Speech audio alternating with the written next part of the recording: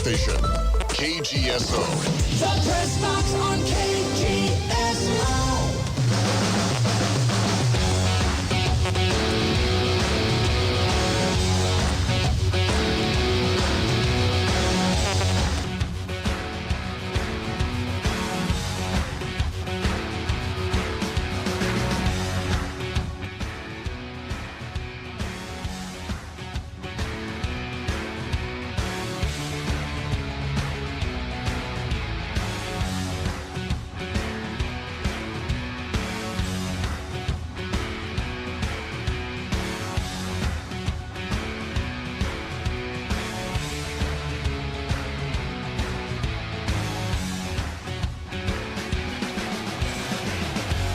Oh, I better get my ducks in a row. I've got a show to do. It is the Press Box here on 1410 93.9 KGSO. Jacob Zimmerman, Sasha Bushka. We are live on the SC Wichita app, Facebook, YouTube, Twitter, and Twitch. Check us out. Drop your comments. Watch back shows in their entirety from earlier today. And give us a call, as always, on the Maximum Outdoor Equipment phone lines. Before we get to our first caller, I'll go through the rundown here, folks. K-State, they are making changes to how they do alcohol sales for their football games at Bill Snyder Family Stadium starting here in the 2026 season. That's major news to some of you guys, you Manhattan maniacs, K-State Nation. We'll talk a little bit about the Open Championship, some drama that's come down. John Rahm's up to stuff. Bryson DeChambeau, you guys just heard the national report. He's been docked 2 strokes for stepping on some grass. Guys, we're going to talk some Aftershocks with the man himself, the head coach of the Aftershocks, Zach Bush. As, look, Wichita's alumni group looks to go back-to-back in the TBT Monday night, 8 p.m. inside Charles Koch Arena. We're taking on New Mexico for the first of a best of 3 in the first round. We'll hit 5 o'clock, guys. We'll do sort of our superlatives. We'll recap the week of the NFC West. And to do so, we'll bring on Felix Johnson. He is the co-host of Let's Talk Ball, and you guys know Felix Johnson very well, of course. We'll talk a little bit about the World Cup final coming down this Sunday. Baseball is back today from the All-Star break. Sasha Bushka, how you doing, man? Oh, I'm feeling great. It's Friday. I'm ready for the weekend. Get people home in a good mood. We're gonna have fun today, Jacob. We're gonna keep it light. We're gonna keep it happy. I can't wait for the next 2 hours. We had a lot of fun yesterday doing just would you rather's to open up the show on a slow day. We got a bunch left. Today's a lot more packed. Yeah. All right. With that, let's go to the Maximum Outdoor Equipment phone lines. How are you? All right. How are you doing, Sasha and Stacy? What's up, Corey? Corey. You heard it, man. We're doing great. Hey, I want to give a shout out to the coach. He'll be on the radio here in a little bit and everything. Yes, sir. I believe that we've got the talent to come back and win that game this year. But, there's a lot of people coming in town for that, not just Wichita people. I told Sasha that too, and, JC, and a lot of people from out of state coming for that TBT and everything. I got to see who shows up this year. I'm seeing a little bit more posting, some coverage, leading into the TBT on the social media side. So I'm ecstatic to see who shows up here at Charles Koch. A lot of people from Texas and Oklahoma coming up here to watch that, and everything. Because it's a 5-hour drive to Wichita, but still they can make it in a couple of days. But Corey, let's face it, you talk about the incoming fans from maybe outside of Wichita. This is Wichita's thing, man. Here in the ICT, last year you broke 9,000. You maybe got to 10,000. This year, I got to think if we can appear in another championship game, maybe we sell out the arena. Hey, Corey, I saw Rashard Kelly walking around downtown the other day, so we know TBT's in town. Yeah, it just hold on. That's not for you, is it, Corey? No, not me. Everything's okay? But, That's going to be for the enchantment when we beat them Monday night. Oh, yeah. Yeah, it's just a lot of people are, I'm serious, a lot of people from Oklahoma and Texas are coming into town. They're flying in, or they're coming out off the West Coast, the East Coast to see all this stuff. and they're coming in now because the first game is Monday. And then we've got the NBC baseball stuff coming in town, and they're both at Wichita State. It's going to be a busy parking lot, Corey. Oh, I know. And, Wichita State's huge. They can hold a lot of people on both sides, and a lot of people are staying at. I live, of course, gentlemen, I live right down the street from the station, and the airport's not that far. And all the motels right by the airport are going to be full until August, and it's the soccer, Aftershocks, winning all that, we'd hold the championship back at home. Well, hey, Corey, you are the man. The show is the best when you call us in and get us kicked off, man. Hey, man, we'll let you go. We appreciate it. 522-1410. Be like Corey on the Maximum Outdoor Equipment phone line. Zach Bush will be joining us here in about 20 minutes or so. I ask and I shall receive. 2 in a row here on the phones. You are on KGSO. Well, I knew when I was calling and the call kept dropping, I'm like, Corey done beat me to the punch. Just barely. Just barely. But, hey, at first I want to say this, though. Hearing your opening, Sasha, how does it feel to seem like you're striking up the old band again? It feels good, man. Hey, Felix is doing big things. He's got that Let's Talk Ball podcast going. It's a lot of football stuff, NFL-centric. So I thought, who better to talk about the NFC West than the guy, Felix Johnson. So it'll be fun. It'll be fun chatting him up and having him on. See, Jay-Z, what you missed out on when Felix was on the air. I didn't miss out. Sasha, I said Jay-Z, what he missed out on was Sasha was always caught in the crossfires between me and Felix because we didn't get off on the right foot at first. Yeah, a little bit. Yeah, but as time went on, things kind of smoothed out, and Felix is all right in my book, so I'm glad to hear he'll be back on the air. And I know this one didn't come across your show notes, but I heard it on the national side, and I want to get your thoughts on it because, I told you the other week, when they came out with Texas Tech was being basically questioned about Brendan Sorsby. Now we have another case in the NFL where a guy is suspended indefinitely because of him leaking out their draft picks. And when I did my own personal podcast, I'm like, unfortunately, gambling in sports is not going away. And today was another prime example of that. You're talking about Ryan Gold from the Cardinals? Yeah. Wow. So just when you hear about another investigation going on with the ongoing Brendan Sorsby saga, you have this pop up.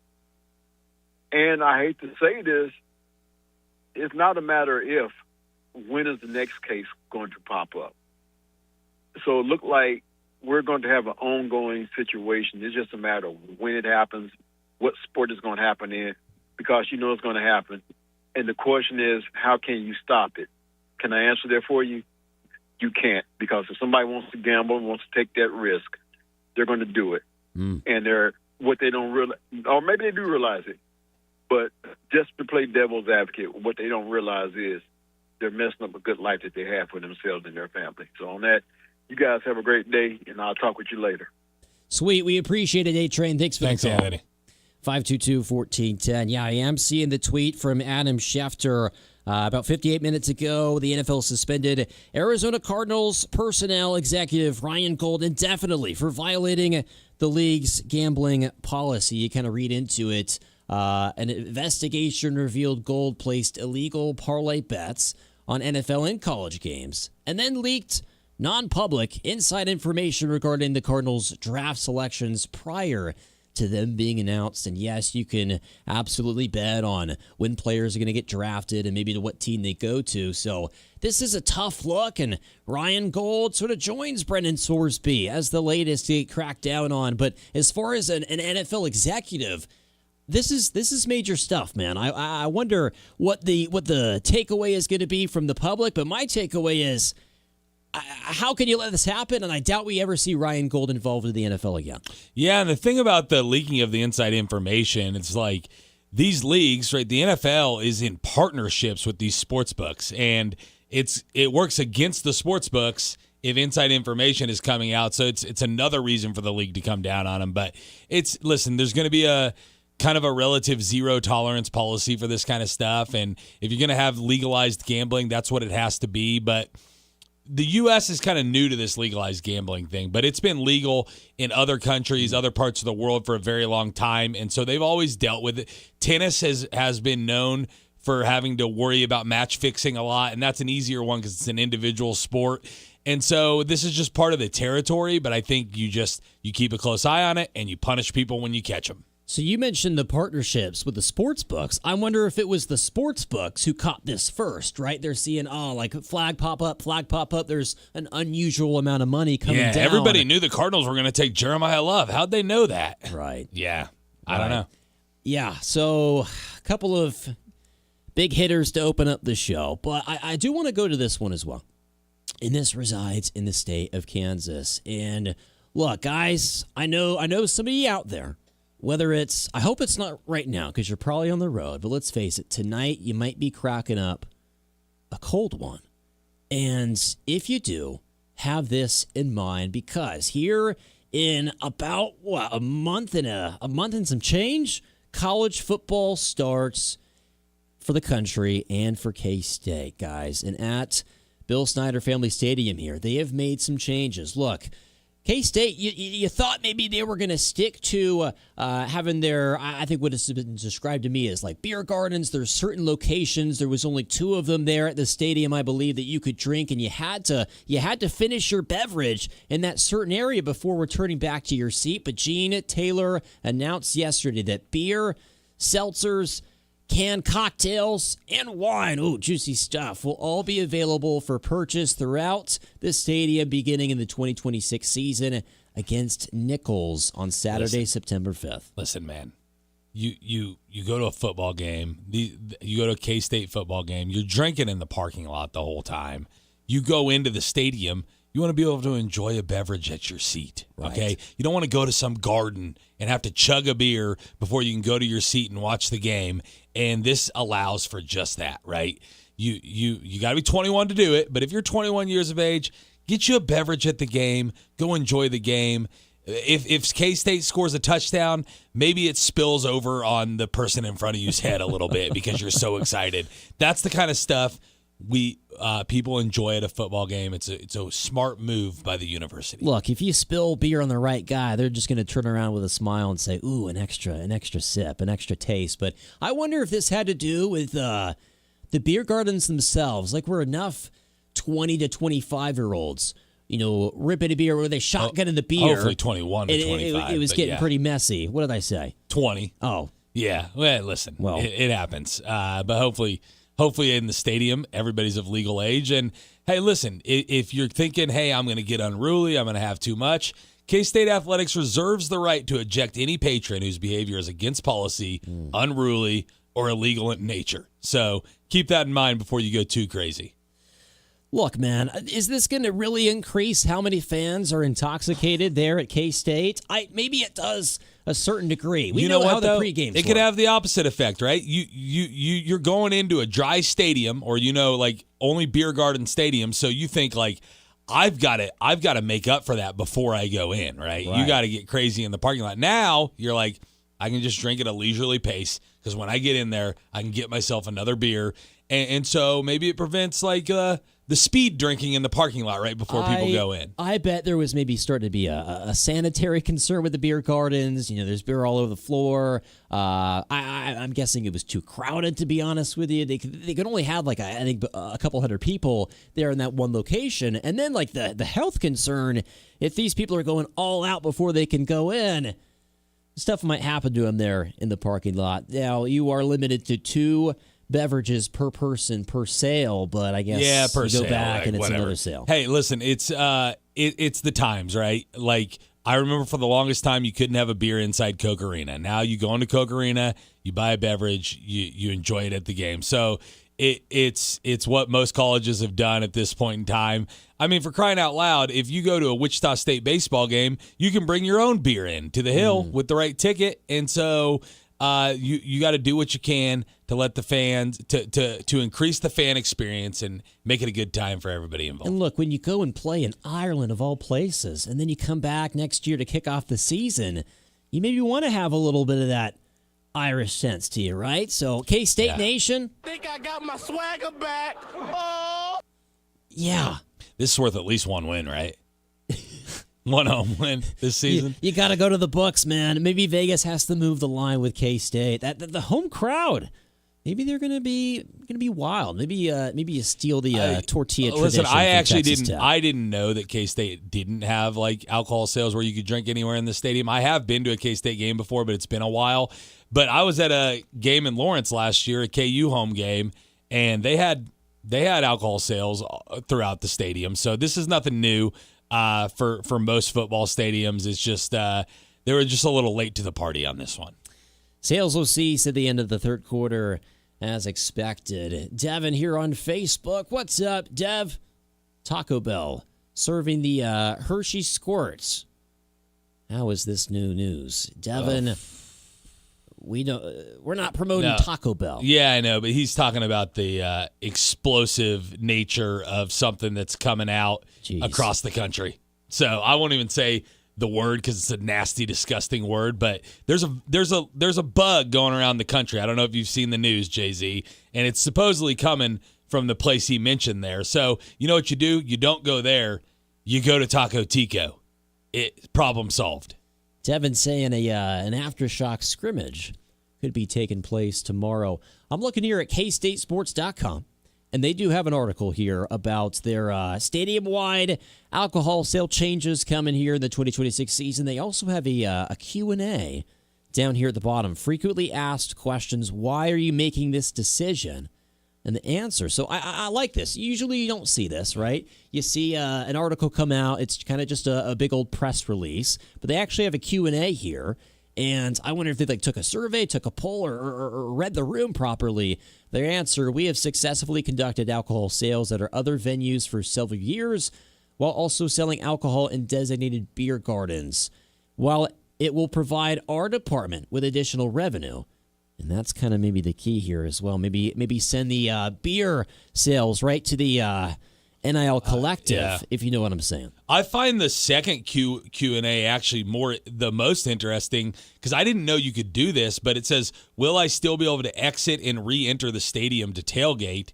First of all, the answer is yes. What's surprising to me is that you could do that in the first place. There's almost no stadium in the world or venue in the world where you can leave and come back in. So that's a unique thing at Bill Snyder Family Stadium for sure. That is awesome, man. I guess this makes some of you guys a little bit more pumped for the kickoff of the season for K-State football. You got your first 3 games on the schedule, all in Manhattan. And so, hey, 3 up, 3 down. I think that's got to be the approach. That's the hope here if you are Colin Klein in his new era. Nichols, you got Washington State and Tulane before you head on the road to Cincinnati. Something else I wanted to bring up here on the show in the A block is the Open Championship. We have been monitoring the leaderboards today, and well, Bryson DeChambeau, I think he takes the biggest headline so far through day 2. Yeah, you got a Lucas Herbert who has the lead right now, -8. He had an incredible -8 round. You got Suber, who had the lead yesterday, who improved his stroke by 1. He's at -6. Cam Young, Ryan Gerard, Sam Burns right behind him at a -5. But that's where DeChambeau lies. He was originally going to be -7. That's where he finished his day. But due to a 2-stroke penalty, he now finds himself at -5. And there's some funny camera shots of DeChambeau given the... They weren't funny to him. They were not funny to him. DeChambeau was mad at the R&A. The R&A is the... Is that what you call it? The open governing body, right? So Okay. if it was in the U.S., it'd be different, but it's... I forget what it stands for, but that's the open governing body. First of all, you had DeChambeau. He's got his hands up, and then he's kind of scolding the guy out on the course. And then you have them both riding the golf cart, I think, back to the clubhouse. Together. And DeChambeau's face says it all. Yeah, and listen, he's lucky he didn't sign his scorecard before they did all that, though, because then he could have been disqualified from the tournament. Or at least that's my understanding of how this works if you sign an incorrect scorecard. So at least they caught him before that. He was pissed. He's still 3 shots off the lead. If he loses the tournament by 1 shot, he'll be even more mad, but that's unlikely. Listen, I feel for the guy but if you watch him, it does look like he's kind of purposely trampling the grass, and you can't improve your lie. The rule is you're supposed to kind of gingerly go in there, make sure you're not dislodging anything, and you can't improve like your swing path either, like the ability to get a club on the ball based on where it is. So he didn't touch the actual area where the ball was, but he trampled down the grass behind it. So it's probably by the letter of the law, right? Maybe easy for me to say as the non-golfer here in the studio, but Bryson, buddy, maybe just don't hit it into the weeds in the first place. Yeah. Keep it on the fair. Yeah, it's fair. Looks like he was at hole 5. Yeah. Triple bogey when it comes away from it. Tough. Devin, you're excited to go to the stadium. You're excited to go to the stadium. So why would you even buy alcohol in the state where you could just go back out to the parking lot? You want to watch the game. You can't watch the game in the parking lot, Devin. That is kind of bizarre how you can leave and come back. Yeah, I think that's probably the rule because you haven't been able to buy alcohol in the stadium. They'll probably change that eventually. We may play, if there's time, a little minute and a half snippet of what the RNA had to say about DeChambeau's penalty. But first, let's get to this call here on the Maximum Outdoor Equipment phone lines. You are inside the press box. How are you? Hey, what's up? What What's up, stadium Devin? is that? We're talking about K-State. If you're, yeah, for we were all the talking about games. So you can go in and exit and come back in. Yeah, apparently Is there they allow unlimited number of times. I don't know about unlimited, but apparently they allow you to exit and re-enter and go out and tailgate. So like at halftime, you go tailgate some more and come back in. I wasn't aware of that rule, but that's what this article is making it sound like. And they elaborate. Yes, we understand the importance of our tailgating scene has been the history of K-State and the culture of creating our renowned family atmosphere, which is why we're initially going to continue to allow our fans to exit and re-enter the stadium. Don't ruin it, Devin. Well, Don't be that's that going guy. to change real quick when they find out there ain't no money to be made on the alcohol because they're going out to the parking lot. Yeah. Well, now they're going to make more money because they're selling it in and all probably parts of the less stadium. people will feel like they need to go out to the parking lot if you can buy a beer in the stadium. I will. Absolutely. I will tell you that much, too. That's going to help out tremendously with those people that like to power like 6 beers before they walk in. That's what I said. It's going to actually maybe decrease the binging because people won't feel like they have to do it all before they get in there. Look, Devin, you got the 9x9 in baseball. What do you got, the 4x4 here in football? Sure. Do you know what the 9x9 is, Devin? No, I don't. It's 9 dogs, 9 beers, and 9 innings. People debate whether I've heard someone about could do that Yeah, or I have not. heard about that. Yeah. Well, what's the hockey one? What'd you? Oh, hockey? Oh, what is that? That would probably you'd probably have to do like more than one per period. You 3 periods. eat a snow cone. You eat a puck. I don't know. You break your tooth off, and You have to drink 3 beers per period and then try to drive the Zamboni in between periods. That's which sounds illegal, but I think that's the hockey one. That's a hot take. Yeah, for sure. Well, hey man, Devin, I'm we excited got- for the Aftershocks. We're this will be the last time that you guys can speak it into selling them tickets, man. Let's fill this arena up. Fill it up. The banners being dropped. It's pretty cool. I mean, I don't know. Hey, Heard Devin, a lot of people that got We'll mixed be feelings about it, but I think it's cool. So I Zach think it Bush should be- next segment, Devin. Oh, I can't wait. Yeah. He's the GOAT. He's the best. All right, well, I can't wait. You guys have a good show as always, and I appreciate y'all. Drink some more water. for All right, sure. Thanks, Devin. We'll see ya. All right, I do want to play this here real quick. It's the RNA talking about DeChambeau and why exactly he got penalized. We'll play this here for about a minute and a half. Bryson has been penalised 2 strokes for inadvertently improving the area of his intended swing, so intended backswing on the 5th hole when he was playing his second shot. Basically, I'm going to explain the technicalities of the rule here for you. Rule 8.1 restricts what a player may do to improve any of the protected conditions affecting the stroke. and this includes the area of the player's intended swing.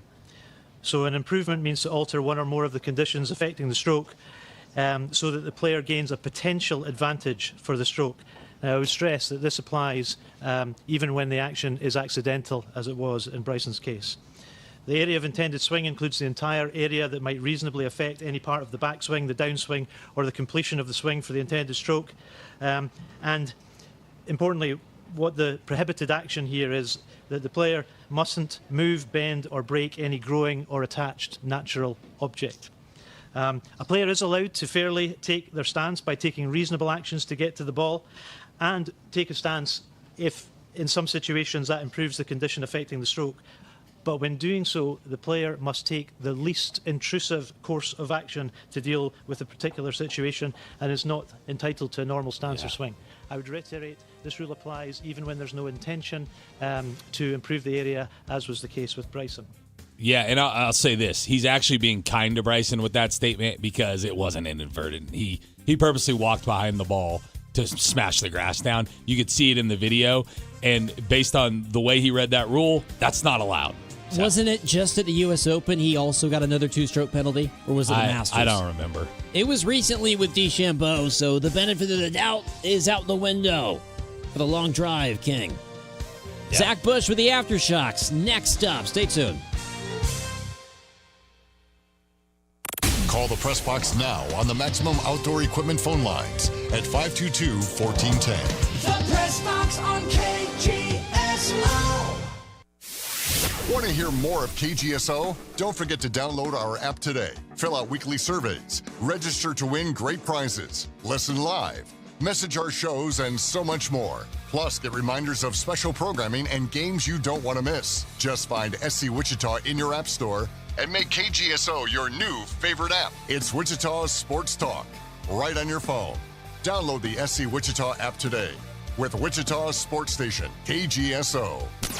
Get a jump on your holiday shopping during the Christmas in July sale. Now at Moneytown Pawn. Shop a huge selection of new and used firearms, beautiful jewelry, electronics, tools, and so much more, all at great prices. Need extra time to pay? Take advantage of Moneytown Pawn's convenient layaway program and make payments all the way until December. For 60 years, Moneytown Pawn has helped families save money on quality merchandise. Stop by today and see why generations have trusted Moneytown Pawn for value, selection, and service. Christmas in July now at Moneytown Pawn.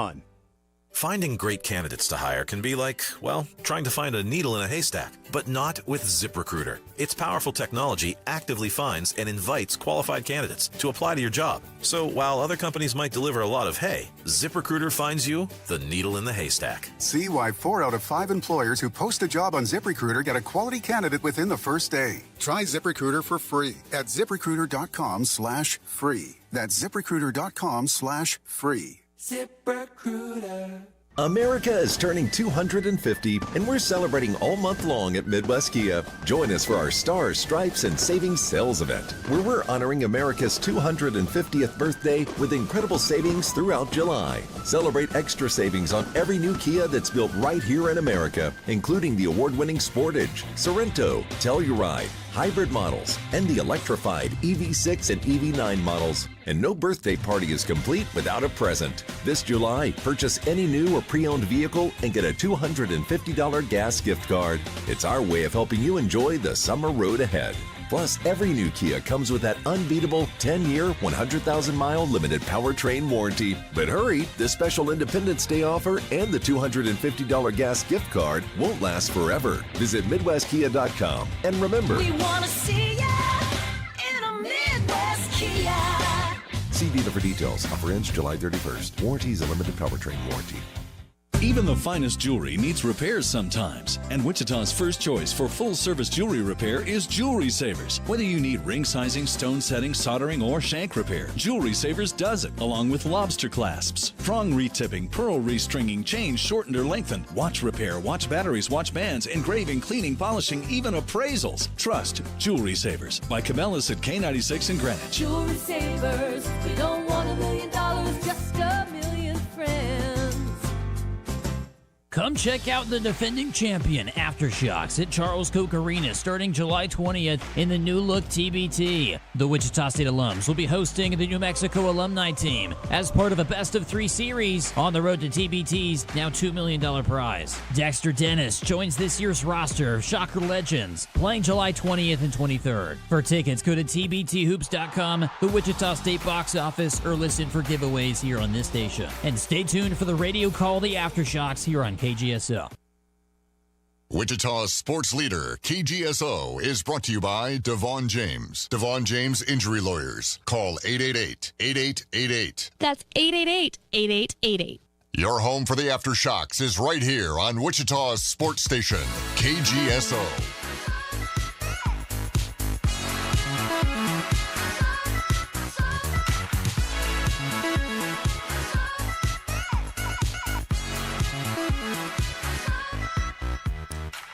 Folks, it's that time of year for Pro Ball in the ICT. Charles Koch Arena, Monday night, 8 o'clock. Game 1 as the Aftershocks look to defend their title and go back-to-back. The Enchantment, a.k.a. the New Mexico Alumni Squad, comes here to Wichita for, well, confirmed games Monday, Thursday. Maybe we even need a third. I don't know if we even will for Friday. Best of 3. A little different format this season, but to talk more about the Aftershocks, let's bring on their head coach, Zach Bush, joins us here on the Maximum Outdoor Equipment phone lines. Coach, how are you? I'm good. How are you guys? We are doing fantastic. So I got to start things off because, look, you sort of have the crown from last season. Maybe the expectation, the bar has been set a little higher after last year. Maybe you're hearing the buzz of other teams talking some trash heading into this. But I'm thinking, okay, maybe there's half the pressure now that you won it last year, but the prize money's now been doubled. So Coach, what do you think of the prize money being doubled? And are you hearing anything kind of heading into this TBT about you guys being the champs?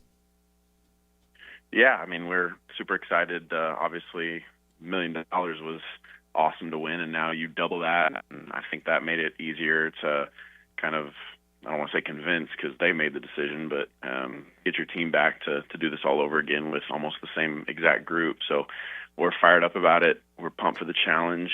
We know it's going to be tough. Nobody's going to hand it to us. And not too much has been said yet other than New Mexico fans seem to feel very entitled that Morris Udesi should be playing for them. But outside of that, not too much has been said yet. We're just, once again, really appreciative of TBT giving us a chance to host, and we want to make the most of the opportunity. Yeah. Big Mo made his choice, and he made the right choice.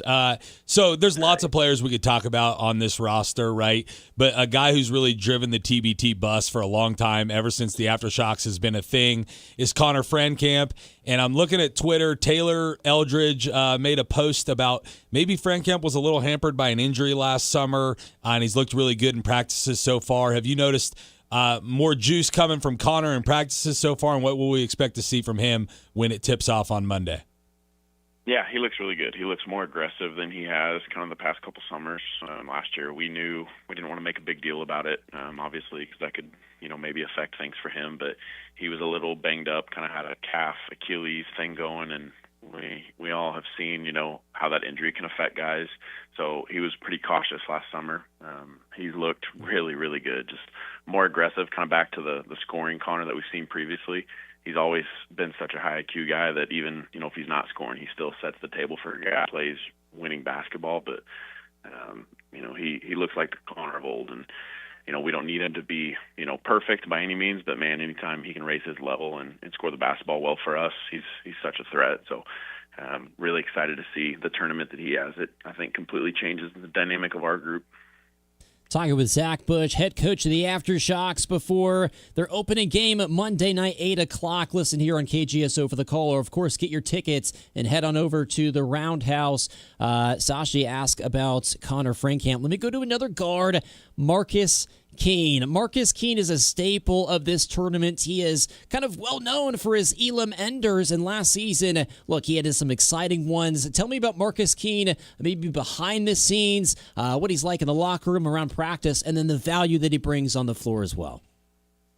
Man, he's awesome. He's, irreplaceable for us. When we got him, it was kind of immediate. You could see the impact he had on this group in terms of his leadership. Obviously you see the shot-making ability and the way he runs the team as a point guard, but he really is a leader on the floor. It's not often that I really have to step up and say too much in practice. He oftentimes says it before I even need to. If guys are maybe being sloppy or something offensively, he's really, really high IQ guy. And then he also has the vocal leadership piece, whereas, a guy like Connor might be a little more, by example and not as vocal. Marcus, even from day one when he came in last year, he's just very confident in himself, in an appropriate way. He's not arrogant by any means, but he knows who he is and what he can bring to a team. So having him's a blast. He's a great dude to be around off the floor, funny, great sense of humor. We joke around and call him Hollywood because he's always wearing some shades or, some trendy outfit, but it's a luxury to have him. And, I think he was that missing piece that we just didn't have for years. Like, we had a really good team and we just needed, a little bit more at the guard spot and somebody that was kind of a closer that could help Connor. And getting him last year just felt like that perfect puzzle piece that we had kind of been missing. Yeah, he was a great addition. And I don't think a lot of people understand what probably goes into the roster construction of this whole deal, but you had a couple of late additions to the roster because some guys were dinged up or had contract situations that prevented them from playing. So you added Chauncey Jenkins, Corey Washington, and QJ Peterson here kind of at the 11th hour. Talk to me about how that comes about. Like, are those guys waiting in the wings, or is it like, oh, we lost two guys? Who does somebody know that would want to play in this? How does that work when you need to add a guy late? Yeah, it's every situation is kind of different. There's kind of two aspects to it. You have the alumni side that you have a certain responsibility that you have to fill within your roster of a certain number of alumni guys. And for us, alumni teams in TBT, that's 6. Especially this year, they kind of have it a hard line. We had more alumni guys that we wanted last year, and then multiple fell through, and so things ended up differently. But TBT kind of set a tone this year that you had to absolutely have 6, and so those were kind of the first priority. Outside of, we knew we were bringing back Marcus Keene, Marcus Santos Silva, and then James Woodard, hopefully a couple others, and we kind of had to work that. But it always starts with the alumni side, and then when you lose guys, put you in a tough position. We, over the years, thankfully, have built relationships not only with our alumni players that haven't played, like Mo hadn't played yet, but I had a really good relationship with Mo through my little brother, who was a teammate of his when he was here. So that one helps, and kind of the same thing with Dex. But then on the non-alumni side, that one's where it's trickier because you don't have necessarily the reach to get to these guys. So each one is different. At times, like last year, the way we got Leighton Hammonds, who was great for us and was a stretch 4 off the bench, was he and Connor played together in Turkey about 3 years ago and were really close. Connor's girlfriend and Leighton's wife were really good friends, so they wanted to be able to see each other. So that certainly helped the situation. And at times, like QJ, we had played against him previously. He played for Gutter Cat Gang back in, I want to say, like 2023. We played them in a regional final here, and we were just really impressed with him. And so you start to learn these names and who's playing at a high level overseas. And there's the Euro League guys aren't going to play in this. They make too much money. But then you have the next level down where it's like Euro Cup and guys that are in high level leagues like Australia and Spain, and you start to kind of see who's willing to play TBT, who wants to, and then from there it's, does anybody know them? Is there a way we can reach them and kind of have a talk with them, whether that's through somebody's agent, whether that's through maybe another guy's played with them, or another guy knows somebody who has played. So it's, it's kind of funny. It's trying to work the puzzle every year and figure out how to get to guys. And thankfully social media and, the technology world we live in makes the world a lot smaller, especially in basketball. So that's helped. But over the years, it's funny how sometimes, like Nike Sabande last year got his number from somebody, and it took 1 5-minute phone call and he was in. We've had other years where we've had to, get told no 3-4 times before we found the guy that ended up playing with us. So it's funny. Every year it's different. So, Zach, you're of course locking in. You're taking New Mexico very seriously, but I got to ask you about some action around the state because of the path, right? It's set in stone here. If the Aftershocks advance, you'll be playing the winner of Purple Rain, of course, the K-State alumni, or Jayhawks Hoops, the Kansas alumni. And there are some big names over there. You got Michael Beasley, Frank Mason, Mario Chalmers is now in the KU squad. And if my memory serves me right, last year it was pretty close, but you didn't end up getting to face off against one of these alumni teams from within the state. So how cool is it to know, how exciting is it to be able to test yourself out and bring back that rivalry once again here in the TBT with some in-state talent? Yeah, it would be awesome.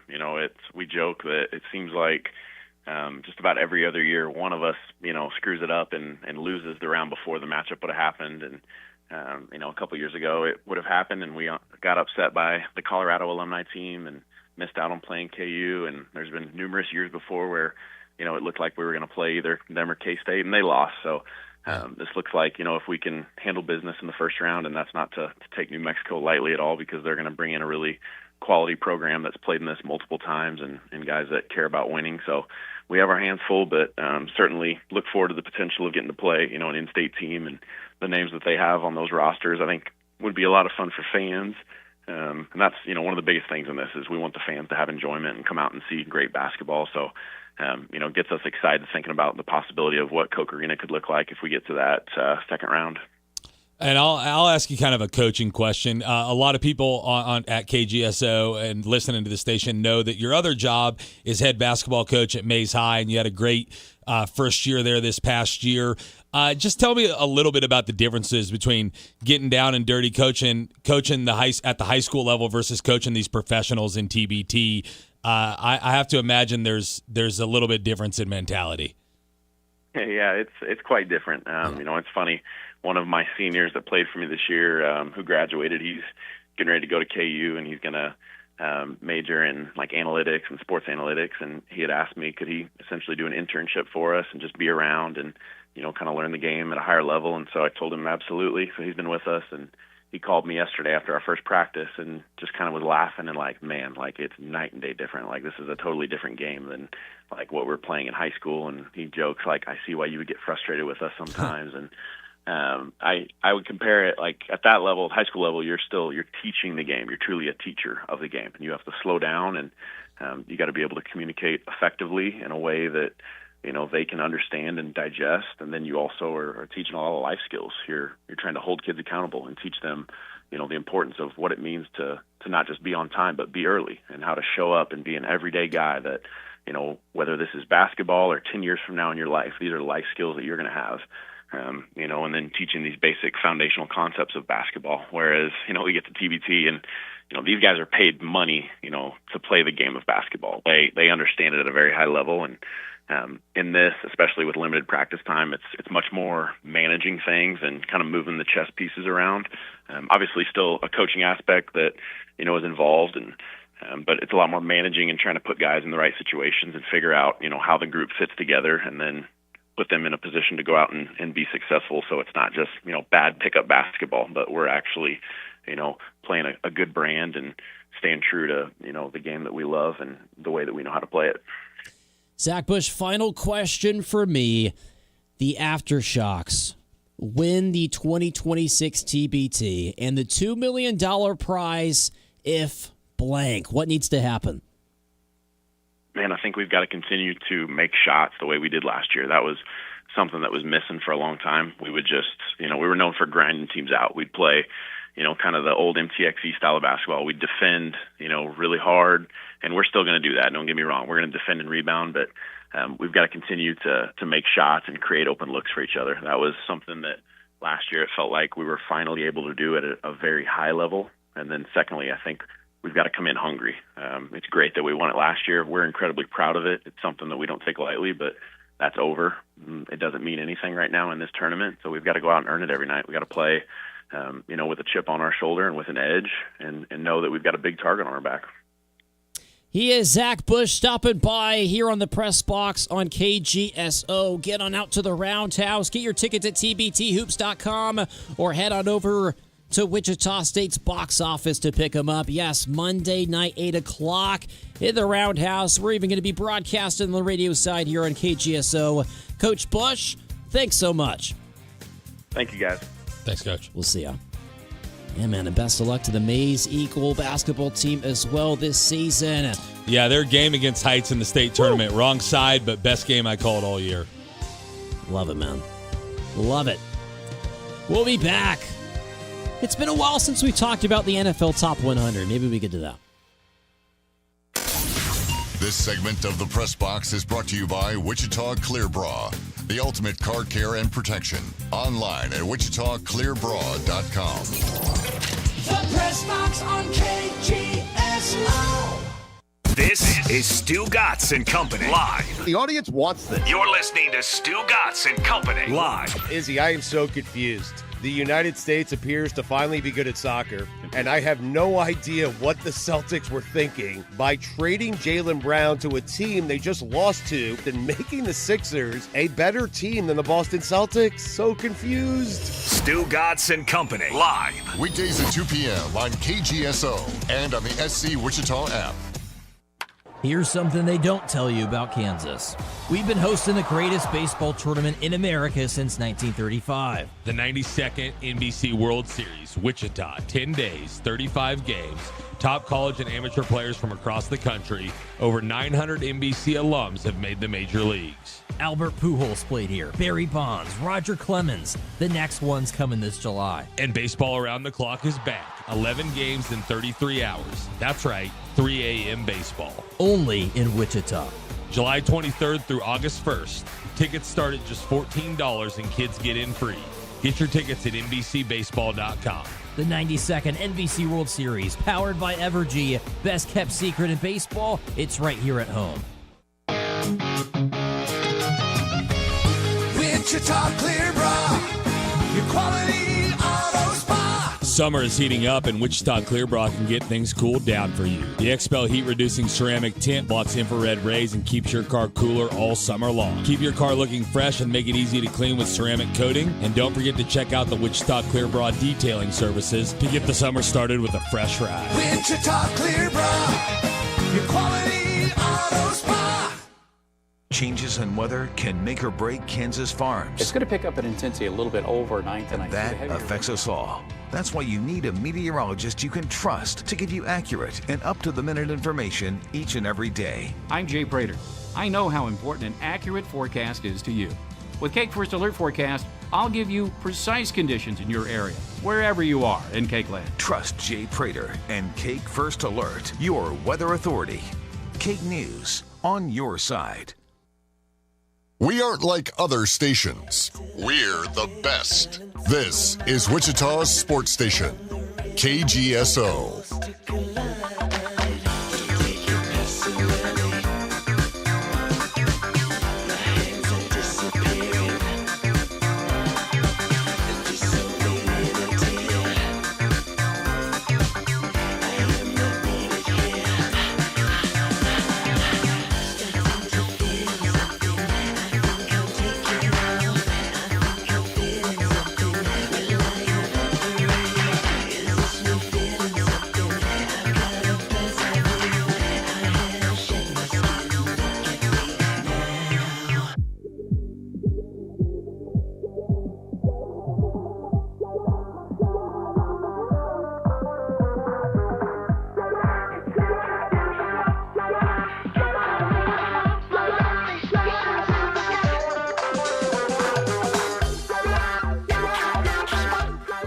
Big shout out to Zach Bush, coach of the Aftershocks.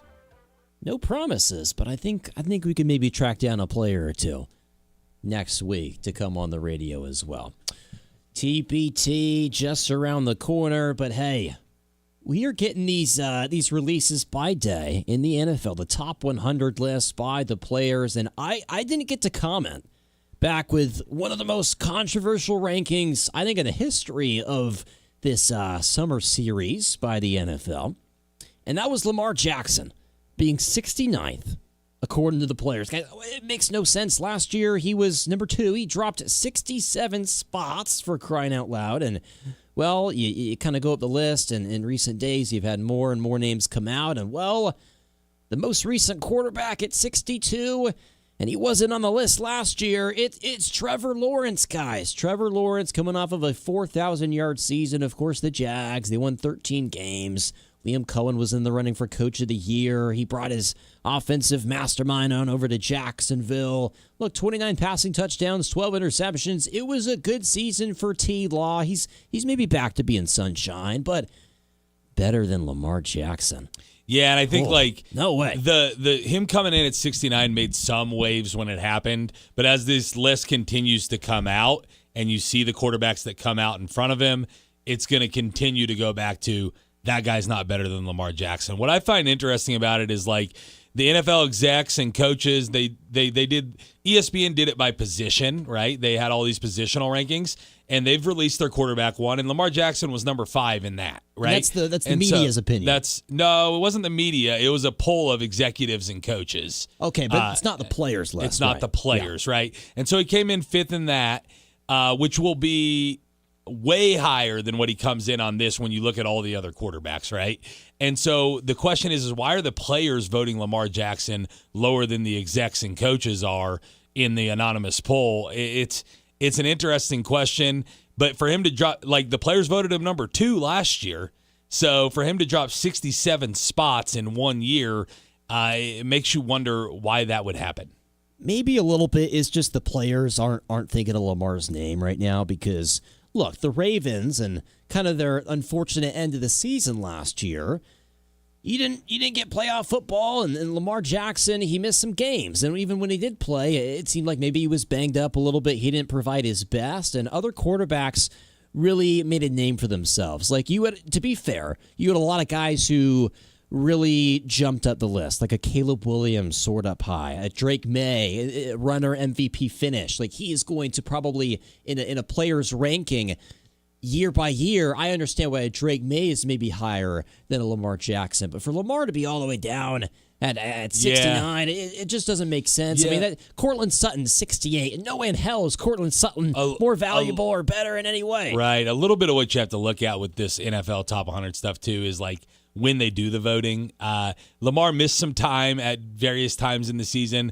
The Ravens started 1-5, and they, for some reason or another, and it really makes no sense, right? If you're going to do a list going into the next year and you're not going to release it till the next summer, you should at least wait until the season that you're in is over. I agree. But they do it in early December, the season before, and a lot can happen from early December to the end of the playoffs. And right. it's actually bamboozled them a few times because, right, a quarterback gets really low and then they go and win the Super Bowl. And so it's, for most positions, it's probably okay, but I don't see why they wouldn't wait till the season's over to do the voting.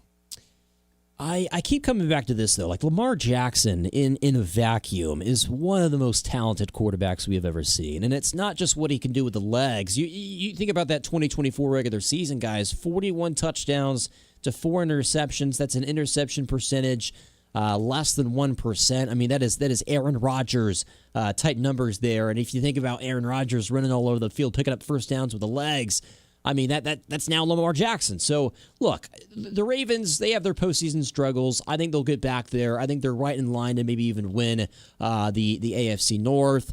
So I think it's kind of a consensus. The players probably just forgot about Lamar Jackson. They forgot to vote for him? Yeah. Yeah, I guess. I mean, you have Kyle Hamilton, who's higher up. Now, you could maybe make the case, okay, Kyle Hamilton ranks higher in the safety category.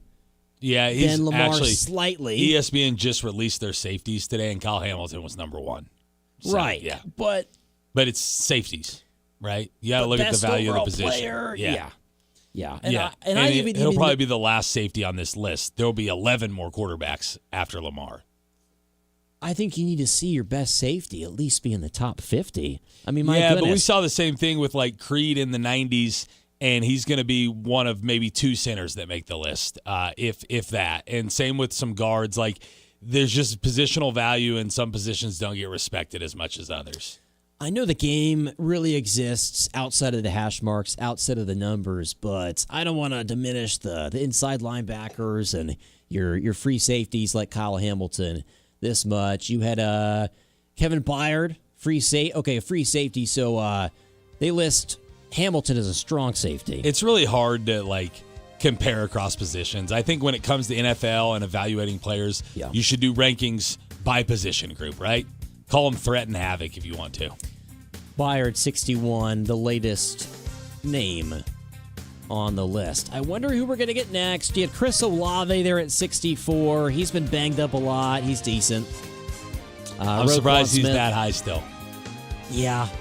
I mean, he wasn't on the list last year, so he must have impressed players. He bounced back a little bit last year. We'll see you at 5 o'clock. Felix Johnson joins the show. This is The Herd. You got to be consistent. With Colin Cowherd. Mic check. All right, this is interesting. Draymond Green of the Warriors has declined his roughly $28 million option to become a free agent. Again, doesn't mean he's leaving. What he is doing is signaling to you and I, LeBron and AD may be Warriors. I like this move. This is The Herd. Weekdays at 11 a.m. right here on KGSO and on the SC Wichita app. Someone had a birthday. Yep, 50. Can't believe it. 50 years of wisdom. Great segue. We have a health reminder from the CDC. Pneumococcal vaccination is recommended for adults 50 or older. Says here, we're over 6 times more likely to be hospitalized with pneumococcal pneumonia than adults under 50. I don't love those odds. Same. Look what I found. Pfizer's Prevnar 20 is proven to help protect adults against pneumococcal pneumonia and invasive pneumococcal disease in just 1 dose, and millions have already gotten it. Continued approval may depend on a supportive study. Don't get Prevnar 20 if you have a severe allergy to its ingredients. A weakened immune system may lower your response. Common side effects include injection site pain and swelling, fatigue, headache, muscle, and joint pain. For full prescribing information, please call 1-855-213-2138. Visit Prevnar20.com or talk to your doctor or pharmacist. I'm on Prevnar20.com now, scheduling my appointment. Good idea. And happy 50. Lanny went to college and racked up huge debt. A little bit over $100,000. For a degree he couldn't use, now what? I had a friend that went to my computer career. They even helped him get hired immediately after graduation. One of the things I love about IT is that you can work from anywhere you want. You could become an IT pro in just months, including cybersecurity and the basics of AI with zero experience at mycomputercareer.edu. My Computer Career, an elite CompTIA certification partner. It worked for me, and I know it can work for you. This is one student's experience. Individual results vary. Did you receive a call or message that mentioned Social Security and demanded immediate action? Did the caller know your Social Security number or other personal information and tell you that your Social Security number had been used in connection with the crime? Did you feel worried that your Social Security number might be suspended, your bank account might be frozen or seized, or you could be arrested? That is not the Social Security Administration. Social Security will not threaten you, demand your personal information, or instant payment. Email or text you pictures or documents, or use a real government official's name to gain your trust. Social Security does not accept payments by gift card, prepaid debit card, internet currency, or by mailing cash. Criminals use these forms of payment because they are hard to trace. Do not be fooled. Hang up. Ignore them. Report this criminal activity to the Social Security Administration Office of the Inspector General at oig.ssa.gov. Produced at U.S. taxpayer expense. Take a look under your bed. Find stuff under there? What about jobs? No? Now try your basement. There's a pair of overalls that overall you're not so into anymore. A perfectly good laptop that hasn't sat in your lap in months. And even more stuff, but still no jobs? Well, you really have both. See, stuff is defined as household articles considered as a group. Sometimes this stuff is no longer needed. Wait, no longer needed? That can't be right. Because remember those jobs you were looking for? Those are really needed, and they're the stuff inside your stuff. Even inside that winter coat that moved with you to Phoenix. Our job is to unlock those jobs, and it starts when you donate your stuff to your local Goodwill. Here's how we do it. When you donate to Goodwill, we sell your stuff to provide job training for people right here in your community. So just by teaming up with Goodwill, you help create jobs. And isn't that worth parting with the leftover keytar from your 80s cover band? Goodwill. Donate stuff, create jobs. Find your nearest donation center at goodwill.org. A message from Goodwill and the Ad Council. This is Wichita's sports station, K230BY, 93.9 FM, 1410 AM, and 99.7 HD3. KGSO Belle Plaine, Wichita. Broadcasting live from the KGSO studios in West Wichita. I feel more informed when I listen. This is the Press Box on Wichita's sports station, KGSO. The Press Box on KGSO.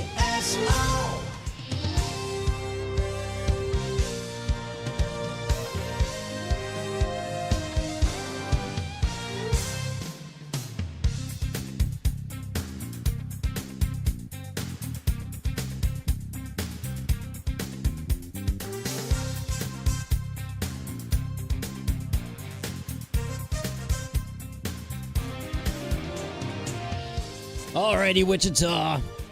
What a first hour of the Press Box that was. Jacob Zimmerman, Sasha Bushka in the studio. Download the SC Wichita app. Shout out to Hank if you like country. KQAM if conservative news talk is your thing.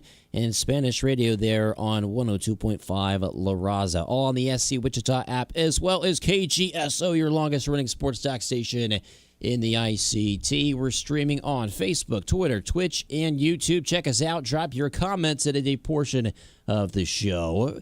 First hour, we talked K-State football and their alcohol changes there at Bill Snyder Family Stadium, the Open Championship, Bryson DeChambeau getting docked 2 strokes. We had on the head coach of the Aftershocks in Zach Bush. That was just a ball. And, well, I think the hour here in hour 2 is going to be even funner because, look, guys, Friday, our comprehensive coverage series week wrap-up. I believe this is our 7th division. We got 1 division left. We're 7/8 of the way through this thing. Wow, our summer off-season series that I know this guy had a role in starting. Joining us now on the Maximum Outdoor Equipment phone lines. He is not only my former co-host, he is not only your former co-host, but representing the Let's Talk Ball podcast. Felix Johnson, how you doing, man? I'm doing pretty good. How we doing, gentlemen? It is pretty wonderful being back on a week where you guys are talking about this thing that Sasha and I created so long ago, comprehensive coverage of all 32 NFL teams. All 32. It's beautiful. Yeah, and we got like your original love affair in the division we're doing right now in the LA Rams. Are you on board with Jay-Z that the Rams are pretty much unbeatable this year and nobody has a chance to win the Super Bowl except for them? I mean, it is hard, especially, they were the favorites going into the offseason and seeing what they were already coming back with and the at least competitive advantage that you would have to give them over Seattle versus like any other team in the NFL, and especially just being divisional rivals in the games that they played over the year. And that Thursday night game may have decided the Super Bowl this year. And so if it was a matter of Zach Charbonnet fumbling the football and picking it up in the end zone away from the Rams being the champions this year, they added Myles Garrett this offseason to further cement themselves as legitimate Super Bowl contenders and the lead Super Bowl contenders, kind of like, and I'm not saying that our Kansas City Chiefs, their peak is behind them because obviously the things that they're trying to do with their team and the pieces that they're moving forward, but they're kind of in that realm that they were, where it was kind of like, yeah, how do you beat them then? I'd love to say that the Rams are beatable and they can get you here, get you there, and maybe the Seahawks are the team to do it like they were last year. But at the same time, they didn't have Myles Garrett last year. Myles Garrett, good God. Felix, before we get too far into this, I want to give you the floor. I want to give you the chance to maybe tell the KGSO audience what you've been up to. And, dude, I hope you've been well. Yeah, no, I've been co-hosting our podcast, Let's Talk Ball, with Cody Alexander for the last, I guess this is going to be our second season doing it, but we've been putting out episodes, football school, all summer long, and just doing a bunch of different things because Cody is the man, especially when it comes to defensive football, as Sasha knows. And so just doing a lot of that, obviously, just rocking and rolling like I usually do. So here on our Fridays, we've been reflecting on the division. We'll remind folks of our order, but I also With the superlative route a little bit, we're going to identify the most polarizing team in this division. We're going to also talk about the best non-quarterbacks, the skill position guys up on the line, as you know. And then also, I think maybe we can start off kind of just giving you our record predictions for each team in this division, and then we'll probably get yours as well if you have them in your head. Sasha and I, we see eye to eye when it comes to the Cardinals, 4-13 each. Same thing with the Niners. We got them going 10-7. The Rams, believe it or not, even though Sasha said that, you and I maybe have them penciled into the Super Bowl, he's got them going 13-4. I've got to go with 12-5, at least in the regular season. And then the Seahawks is where we have the biggest differential. Sasha's going out on a limb here with 14-3, a division-winning record. I've got Seattle at just 10-7. What do you think about those picks? I think 14-3 for a team like Seattle. I know that they're very, very talented. Obviously, the reigning Super Bowl champions, and so it's hard to say like, hey, they're not going to be back there, because we have seen, even outside of the Chiefs, the Eagles, the handful of teams that we've seen just be around the Super Bowl contention mark, and the Rams for that matter, just in that area. And so it's hard to say that the Seahawks won't be in that area. They were one of the highest running football teams in football last year, and they lost Kenneth Walker to the Chiefs. And I know that Kenneth Walker was probably the 10th or 11th best running back in the NFL, but for a team, especially a quarterback in Sam Darnold, who has had legitimate great years these last couple of years, I think he did have the crutches to lean on in a Justin Jefferson and different things like that in Minnesota. And now you can say the same thing in Seattle, and he's losing some of those things in Kenneth Walker, leaving some of the different things that they're losing from their defense as well. But also, you look at what's going on around the division. I think the San Francisco 49ers, and we're always knocking on wood to see if they're going to be healthy, because it's the same conversation we all have about the San Francisco 49ers about every 2 years. Are they going to stay healthy? But I think that they're believing in them is going to be a little bit easier for me, just because of the last handful of years that they've put together in the Seahawks. And I'm not saying that they're going to be a one-hit wonder. I think they're going to be a little bit more of a version of what they were 10 years ago, 2 great years, and then kind of what? Yeah. Felix, we got some comments on Facebook. People are fired up. Oh, Lord. Murphy's agent said, Felix, exclamation, exclamation, exclamation. And Devin threw out some eyeballs. Whoa. And listen, Devin, this is a low blow to my current co-host, but he said this might be the best segment in 2 years. I think he's just referring to you, Felix. But we appreciate the love, Devin. Wow, 2 years. Has it been that long? I think it has been, Felix. That's a low blow to both Jacob and I, that the show was carried by you when we were both your co-hosts. So I think it was more of a compliment to me, and I'll accept it before you accept your insult. Yeah, that's fair. That's fair. You know what's going to carry us? Drive us along, Jay-Z. A little bit of music. A little bit of music. It's a staple of the comprehensive coverage. You got to have it, man. So, got to. Let's reflect back. We had a blast with this last week, and it was pretty easy when it comes to answering this question. Who's the most polarizing team in this division? We did the AFC East, and it's obviously the Patriots. So, you can take it maybe a couple different ways. What does the most polarizing really mean to you? I think it means maybe a difference in opinions, but then a team that's relevant enough, maybe projected to make the playoffs, maybe coming off of a Super Bowl last year. Who knows where you guys lie? Sasha, you want to start first with most polarizing you're making team. me go first. I just wanted to pick apart your guys' answers. Just start brainstorming. I think, all right, you throw out the Cardinals. Nobody cares about the Cardinals, right? But you have 3 good teams in this division. I think there's some differing opinions on the 49ers. People are worried about their health. They're getting a little long in the tooth, and some people think they could be really good still. Some people are expecting a fall off. So you put them as an option, right? Yep. And with the Seahawks, it's like, do they continue their dominance from last year? Because they lost 3 games by 9 points last year. You said that. Or do they fall off? And so there's some differences in opinions there.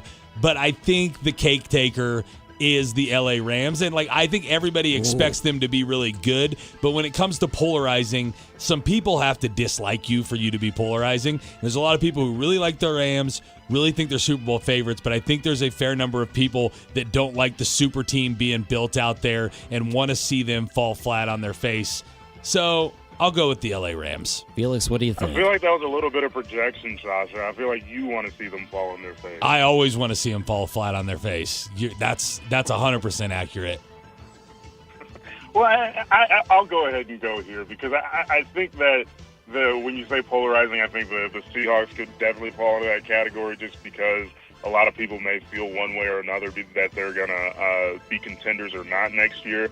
But I think that the most polarizing team in the NFC West is the San Francisco 49ers, if only because they may have they have the biggest vacillation opportunity when it comes to wins. They could be one of these 13, 14-win teams, or they could be out of the playoffs because of injuries and whatever else may happen to their team like they were just this past season because I wouldn't even say it's Kyle Shanahan's fault. It might be the earthquakes underneath San Francisco or whatever they got going on. The power plant. And so yes. The power plant. There we go. And so it might be that, but that's been kind of the MO under Kyle Shanahan over his entire tenure. 1 year they're Super Bowl contention, either in the Super Bowl or end up losing it to the Chiefs, or in the NFC Championship game, or they're not in the playoffs because of injuries, because they're 6-10 or 6-11, and so it is.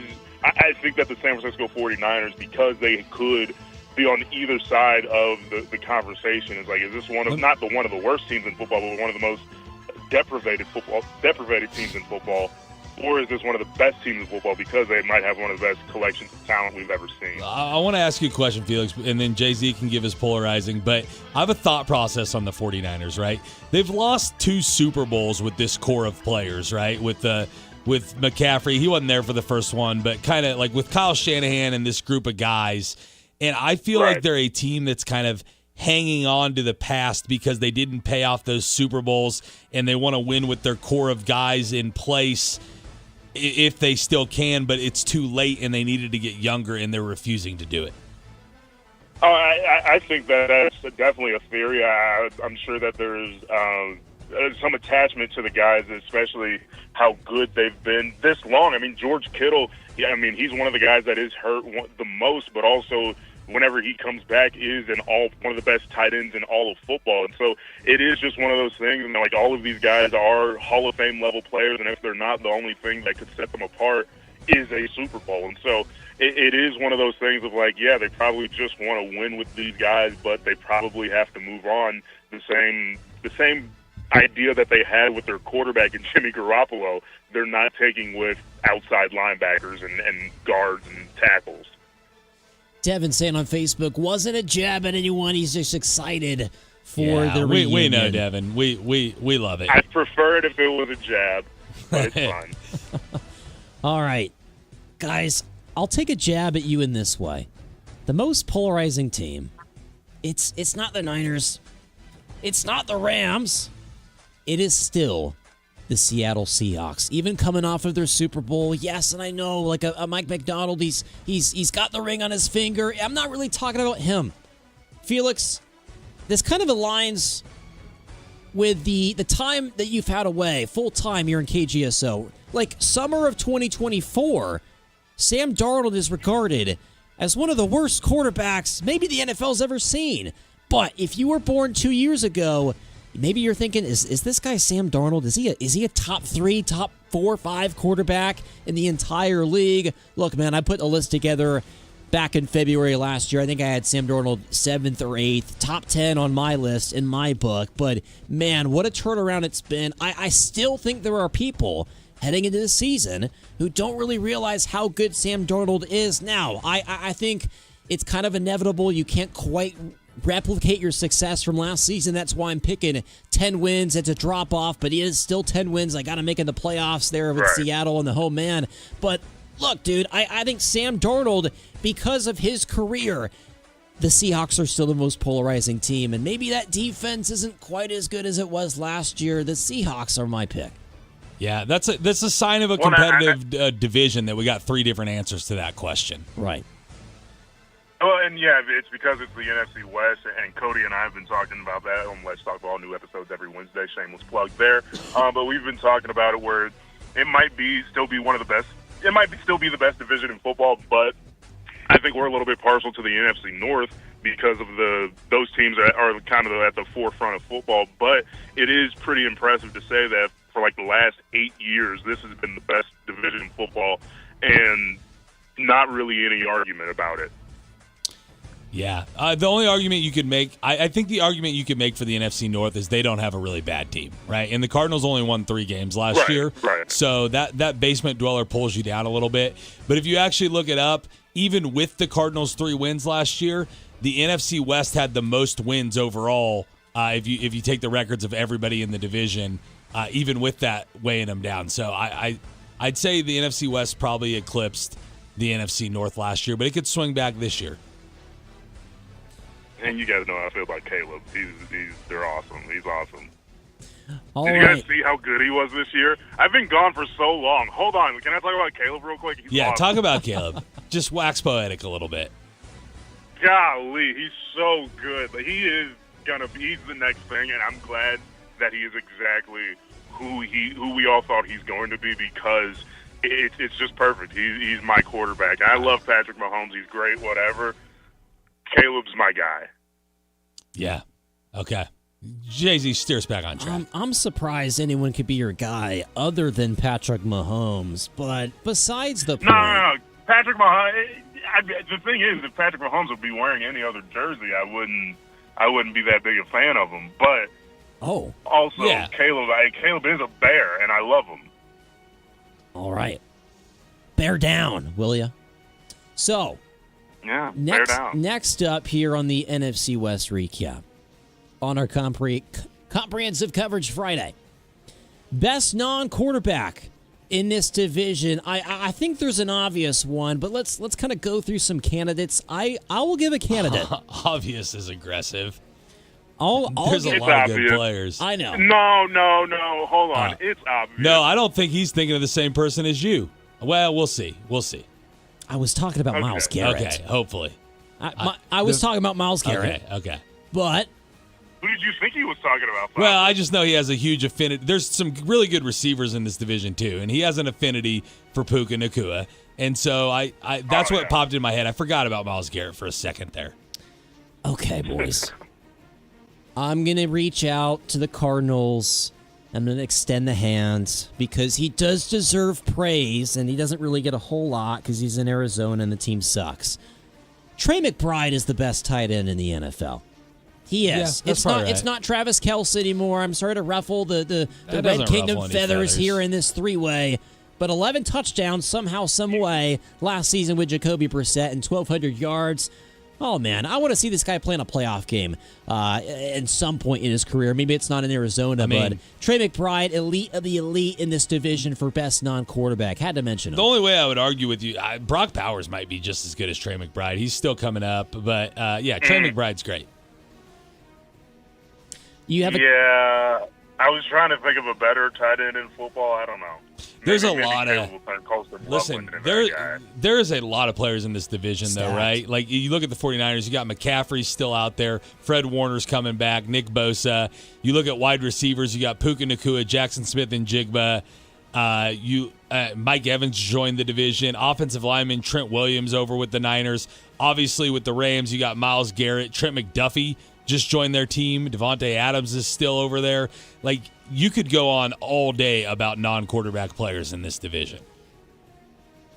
Yeah, but it's still Myles Garrett. Yeah, fine.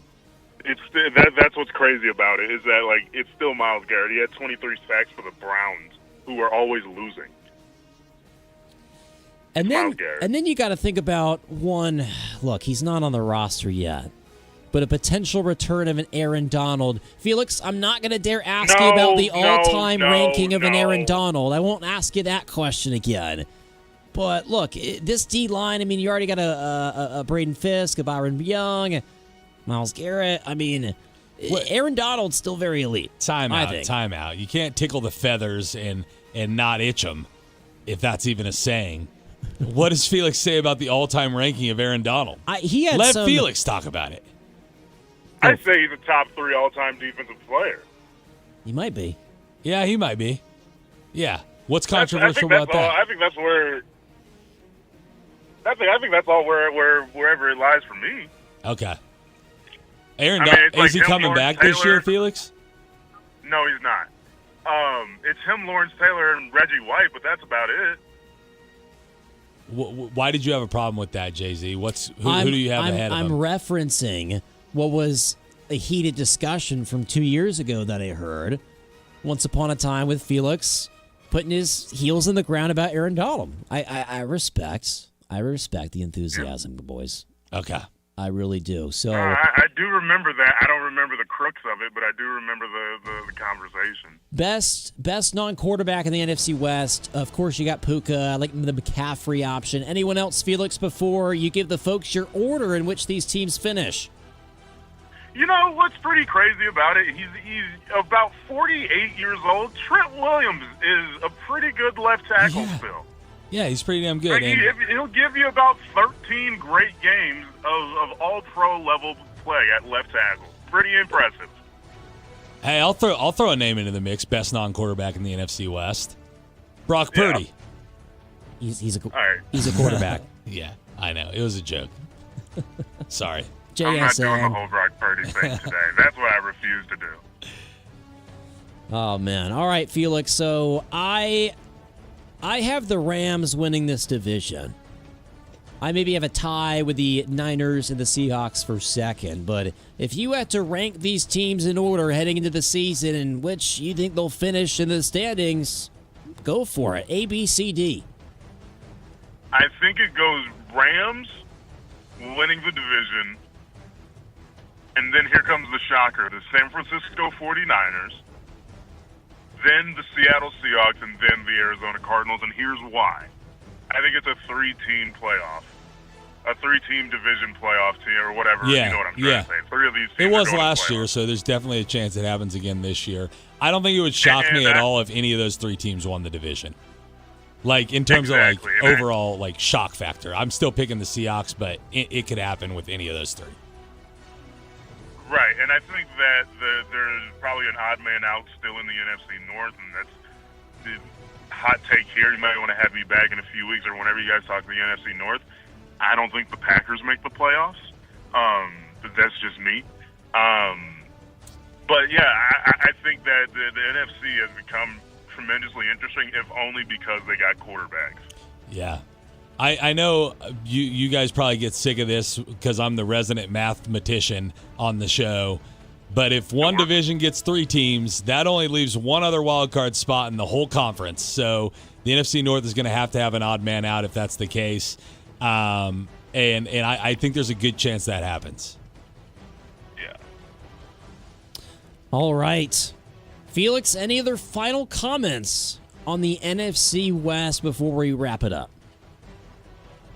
You know, I think it is kind of interesting that I've been calling for a Chiefs-Rams Super Bowl for every year since I probably got into this industry.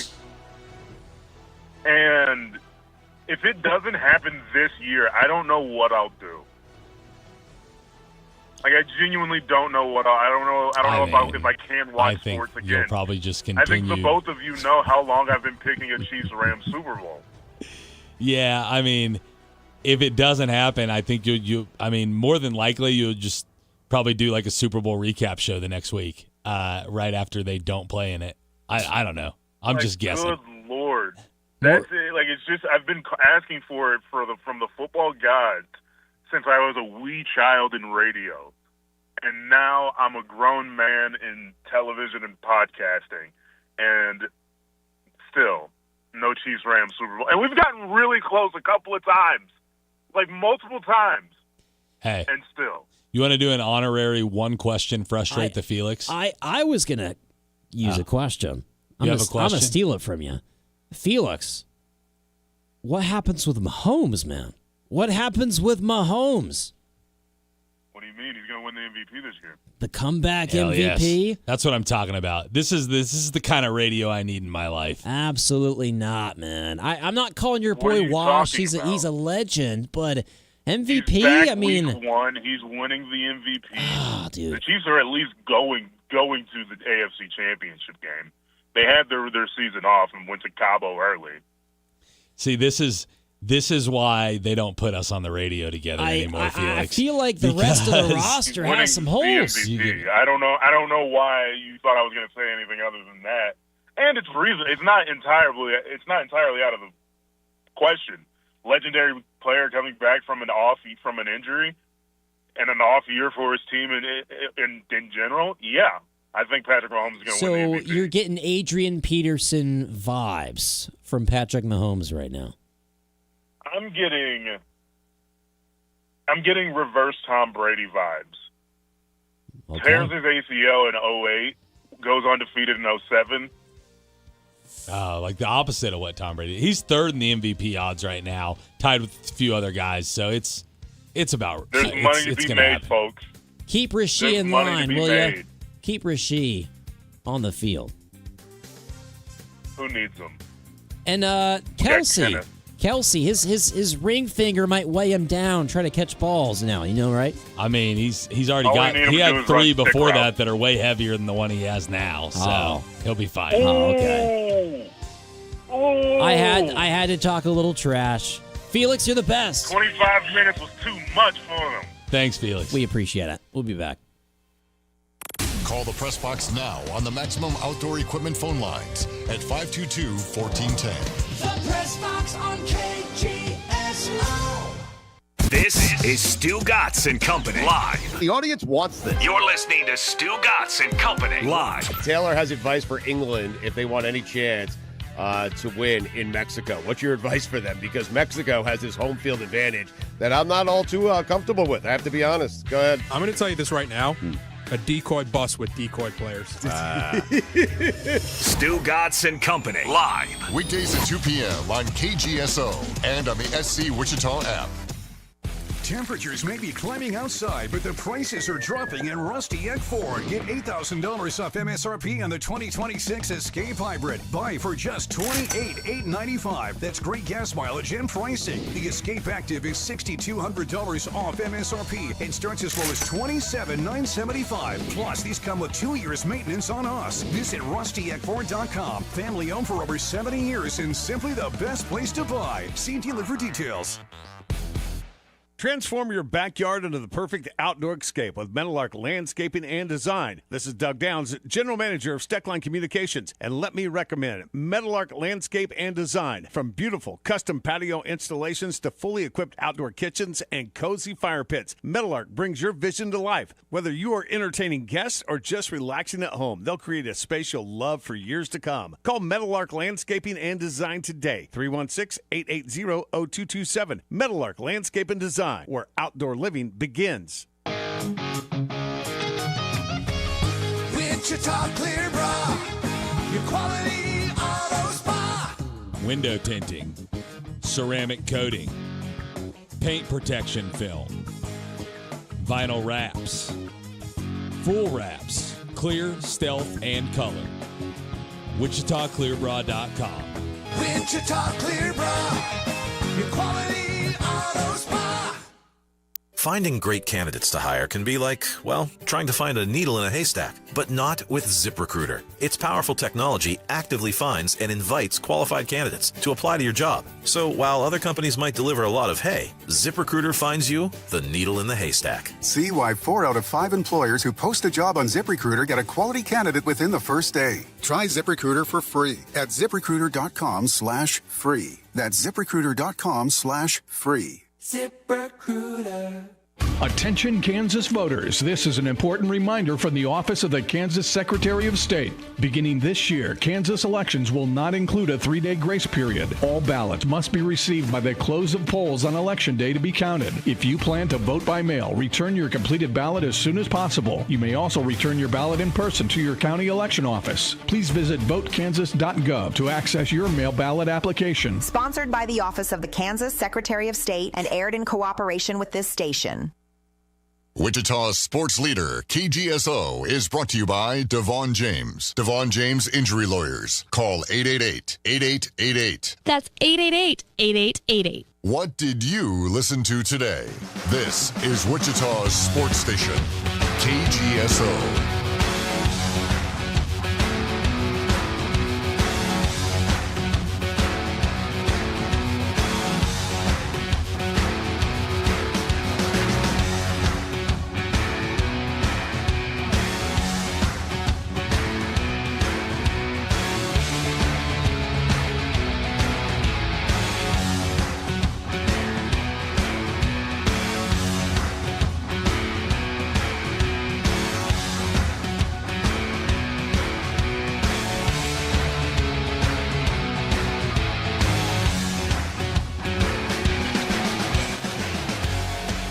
You know, that last segment was so good. It put me in such a good mood. I had to go get a cinnamon roll. These things are nice. Listen, you can't beat a cinnamon roll. Absolutely not. Felix Johnson. Shout out to him and his podcast. The podcast, Let's Talk Ball. We had the personality of the operation on just now. And here in a couple weeks, we're going to have the brains of Let's Talk Ball on, and you guys will all get to meet him. Cody Alexander from Match Quarters. Some of you may have heard of him before. He's the preeminent Twitter expert on defense in football. I'm just going to tell you right now. And so look forward to that here in a couple of Wednesdays. Cody Alexander at the Coach A. Cover 2, cover 3, cover 6, send the house, engage 8. Let's go, man. He knows all that stuff. Yeah. Let's bring him on. Let's do it. All right. We are going to shift off the NFL. We're going to go from one football to another football and talk a little World Cup, guys. The World Cup final comes down this weekend to Spain and Argentina, 2 p.m. this Sunday. Oh, man. I think for the sake of the show, we've enjoyed having the World Cup on, man. It's been nice to have like something sprinkled in that's different, right? Let's face it. Not every... I think the history of KGSO, we've never really talked about soccer consistently. As long as this station's been around, 21 years strong. I don't know if there's going to be any hype for the third place match tomorrow. I don't know if Mbappe or Harry Kane gives their best efforts, but yeah, France and England will go down 4 p.m. tomorrow, and then yeah, Sunday 2:00. I'm seeing Argentina plus 255 on the money line to win in regulation. You got Spain at plus 125. The draw is plus 200. I was telling you a few days ago that it kind of feels like, going back to the infamous photo from Lamine Yamal. I mean, it must have been 18, 19 years ago now. Lionel Messi bathing Lamine Yamal. How it now lines up to this moment is incredible, right? But I was saying it feels like the passing of the torch moment. Messi, the greatest soccer player of all time, handing it off to maybe one of the future GOATs in Lamine Yamal for Spain. Now, Yamal really hasn't shown out in this tournament. There's been a lot of hype. Maybe he got gifted a man of the match back a few matches ago. But I am leaning the direction of Spain. It feels a little bit to me. Argentina has been storybook, right? The comeback. They were down 2-0 against Egypt, right? And then the 80th minute hits and everything changes. England, you're down 1-0 very late in this one. And, well, the 85th minute, Fernando gets one to go. Messi has an incredible assist to the header with Martinez in the stoppage time. And England cannot recover. Look, Argentina has been terrific. And you even go back to the Cape Verde matchup, guys. I mean, Verde had them on the ropes back and forth. Incredible. It seems like Argentina has survived all these thrillers, and it makes sense for them to maybe pull off another comeback, right? But Spain's defense has maybe been too good. Low-key, third best team in this tournament, Cape Verde, Cabo Verde. They drew with Spain and drew with Argentina in regular time. So third best team in the tournament, no doubt about it. But yeah, listen, Spain has been the best team in the tournament by far. But it looks like Argentina may still have the best player in the world. And so that's like the crux of it, right? But Spain, if they get up 1-0, I don't think they're going to sit on their heels for 35 minutes like England did. Mm-hmm. And I think Spain's more comfortable with the ball, and they've only given up 1 goal the whole tournament. So if you're Argentina and you're going to try to score 2 goals in the last 10 minutes, that's going to be a little bit harder to do. So you'd be wise not to dig yourself a hole. But it'll be interesting. Lamine Yamal is the face of Spain, but hasn't really done a whole lot in the tournament. And so it'll be interesting to see if he maybe gets his moment in the pass the torch moment. And like the coolest thing I've seen from Lamine Yamal this tournament is that he was kicking it around with his little brother who's like 2 years old, and his little brother tried to kick it back and fell over, and that was a lot of fun. But as far as on the play field, he drew that 1 penalty, which people had questions about. But Spain doesn't have the best athletes in the world. I've heard this said a lot, but they have like, as a whole, the most skilled soccer players and the best system. And so that's why they're winning these games. And France probably had better athletes than them up and down the field, but they couldn't beat them. The question is, can Lionel Messi make that big of a difference? Maybe he just makes one special play and it's a goal and they win 1-0. You never know in a soccer match. Like you talk about the pride, maybe the system that exists in the country of Spain with football or soccer, as we call it here in the States. Look, Spain, if they want to back up that claim, your last FIFA Men's World Cup Championship was in 2010. And so, look, you're going up against the maybe potentially back-to-back champions. I mean, what was it? 14, 18, 5? 22, 4. So they went 4 World Cups without winning one. Yippee. But it's their only one. It's their only one. Yeah, I think you want to get a second under your belt. I agree. I think Spain's kind of like risen as a world power more recently, like maybe around the time they won that 2010 World Cup. And so they play with a little bit of chip on their shoulder because of that. Argentina not only has Messi, but they had Maradona once upon a time. So they've had 2 of the greatest soccer players ever.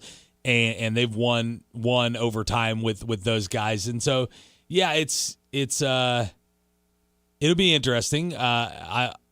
Both teams kind of from the Spanish-speaking part of the world too, so you can get a referee out there that can speak Spanish and talk to both teams pretty easily. So yeah, should be a lot of fun. I'll reference something I'm seeing posted a lot. Right, I follow some Fox Sports accounts. I don't even know if I follow the Fox Soccer account, but it's constantly recommended to me in my feed, and a lot of what they post is IShowSpeed's reaction. Now, you maybe didn't hear of IShowSpeed before this World Cup, but he's got a mega following around the world on YouTube, and he's I don't even want to call him a kid anymore. He's probably just about 20 years old or so, but he is one of the biggest soccer fans in the entire world. And look, they're posting his reactions a lot, right? He's going and he's trying to jinx Argentina by semi-rooting for them, because throughout the World Cup, any game, any match he shows up to wearing the team's jersey he's supporting, they have essentially lost. And look, he is basically cut down on his knees and prayed to Lamine Yamal to stop Messi from winning back-to-back World Cups, because he represents a lot of people who love Cristiano Ronaldo. And look, you and I, every once in a while, we'll go back and forth, we'll jibber jab, and we'll talk about I'm a LeBron guy, you're a Jordan guy. It is on an equal playing field, if not to an extra degree in other countries. Yeah. The rivalry between CR7 and Messi. I think Ronaldo's lost a lot of ground in that. Right. If Messi wins this World Cup, I think you even start to think about a lot of the legends, like the other Ronaldo, the Ronaldinho, the Pelés. This one, I think, would cement legacy-wise. Messi is the greatest soccer player of all time, hands down. Case closed. I'm a Pele guy myself. Played on the New York Red Bulls back in the day. No, I mean, Pele was like the original GOAT in soccer along with Maradona. But, yeah, I don't know. Like, I'm not going to claim to be an expert on who the best soccer player in the world is. I just know it seems like a lot of people like Messi better than Ronaldo, unless you're like a huge Ronaldo fan. But like the casuals who just come in and look at it, they're like, yeah, I like that guy better. I think he's a better player. I think the numbers add up for Messi as well. And if he gets a second World Cup title, that's going to really add up. So, yeah, I saw a video the other day of a guy wearing a shirt that had Ronaldo on it. And Ronaldo's reaching up to the sky, like reaching his hand up, trying to grab something. And the guy's got a necklace on that has the World Cup Championship trophy dangling from his neck. And it's positioned just above Ronaldo's hand where Ronaldo can't reach up and get it. I thought that was pretty cool. Yikes. That's doing a lot. I mean, that's going the extra mile to talk trash on someone. You had to get the necklace the right length. You had to get the Ronaldo shirt. I liked it. I think my favorite prototype of a soccer player has got to be Erling Haaland, man, because the power that exists with him. Yeah, Gronk. The Norwegian Gronk. I like seeing distant goals in soccer, and it appears like the smaller guys, the shorter guys who are fast with the foot speed like Messi, they don't have the power to score from outside of the box or deep outside of the box. And to me, those are the most entertaining goals. Like when Argentina was able to strike and they were kind of around that outer ring at just above the box there. That to me was cool. And you think about goals like we've seen in the MLS with Zlatan Ibrahimovic from I don't even know how far out, like ridiculous length. Like that to me is the most entertaining part about the sport. So best of luck to both sides. I don't know who I'm going to be rooting for. I don't even know if I'll dare put a wager on this event. But hey, it's the World Cup final, 2 p.m. start on Sunday. I did also want to talk a little Major League Baseball. Major League Baseball is back. And the Royals, for what it's worth, they are playing against the Padres. 7-10. Seth Lugo's on the bump. Maybe not having the season he's wanted. 4.56 ERA, a 3-6 record for a club in Kansas City who's 21 games under 500. It's a shame because if this team was in like 8 to 10 games back, right, and maybe pitching gets healthy and maybe Salvador Perez and Vinny Pasquantino get their head out from underground and Caglione shows his true ceiling, like this team can maybe make a run like we've seen the Tigers do in years past from the bottom of the division up, but I don't think that's the case, and I think the Padres probably win this series 2-1. Yeah, I think if you're a Royals fan at this point, the best what you're hoping for is that they finish the season 21 games under 500. Like they play 500 baseball the rest of the way, and anything above that is gravy. And that's not going to even come close to making a run at anything, because to even think about like getting back to a 500 record, you'd have to play such good baseball the rest of the way. It's just probably not in the cards, but they got to think about developing for the future. Anyone that you think is going to be a player for this team in 2 years needs to be playing every day and figuring things out. And you need to have all your top prospects playing every day in AAA. Like if you have a guy that's maybe a potential prospect that's sitting on your big league bench, send him down to AAA, let him play every day. You got to get these guys ready for the next 2 years. I am a little disappointed in the lineup tonight from Q. There's no Tyler Tolbert in the starting lineup, man. Oh, man. Come on, Tyler. Yeah, but he had a couple games after the 12-hit streak that he probably went 0 for 20 in. So, no, I'm kidding. You took a big old dump on Tyler Tolbert. It's an amazing streak for sure. I just don't think it correlates to him needing to play the rest of the year. Bobby Witt Jr. is healthy. He's the starting shortstop. Tyler Tolbert was filling in for him. Tolbert's a second baseman. I'm seeing. Look, well, he was playing shortstop when Witt was DH. These guys are talented. They can play all over the infield. And look, you go 12 straight plate appearances. He'll get more opportunities. 12 straight hits, man. That's gnarly stuff. He went 1 of 6 his next 2, and has not returned since. So he'll play Tolbert, again. I hope we get a pinch hit tonight out of him. There you go. There we go. It was like all singles too. Hey man, it's all right. It's all right. It's good. Like it's fun to have a streak like that. I'm not poo-pooing the streak. I just don't think it has any bearing on whether you should be in the lineup moving forward. In reality, it's Caglione. It's the slugging that needs to improve, right? We were looking at the team stats. Royals are 10th in batting average and like 25th in runs. What's going on? Yeah, they got to hit the ball out of the park a little more, take a few more walks, get that OPS up. They're not clutch. Hands to the throw. We'll be back for a final segment of the Press Box. I might just tell you a little bit about what's going down in OKC tomorrow. This segment of the Press Box is brought to you by Wichita Clear Bra, the ultimate car care and protection. Online at wichitaclearbra.com. The Press Box on KGSO. Ladies and gentlemen, this is The Odd Couple with Rob Parker and Kelvin Washington. There's only one way of looking at LeBron James' tenure in Los Angeles. It was a dud. Can't call it a complete failure because he did win a championship. Mickey Mouse championship, the bubble, whatever you want to call it, it was a dud. This is The Odd Couple with Rob Parker and Kelvin Washington. Evenings on KGSO. And find KGSO on the SC Wichita app. Are you looking for a better healthcare experience this summer? Kingman Healthcare Center is a full-service hospital with a 24/7 emergency room with little to no wait times. Our clinics offer same-day appointments and convenient scheduling for your annual checkups. Don't wait. Make your health a top priority and schedule your appointment today. You won't regret the short drive without the big city traffic. Exceptional care every time. To learn more, visit our website, kingmanhc.com. Straight Talk Wireless presents Pickup Truck Wisdom. If you're only good to your new friends, you're not going to have any old ones. Straight Talk gets it. That's why new and existing customers get free 5G phones on Verizon's 5G network. Pretty simple, really. You keep good people by being good people. Find us at straighttalk.com and Walmart. Straight Talk Wireless. Straightforward. Always. Taxes and fees apply. Plan purchase required for free phone offers. Copyright 2026 Verizon.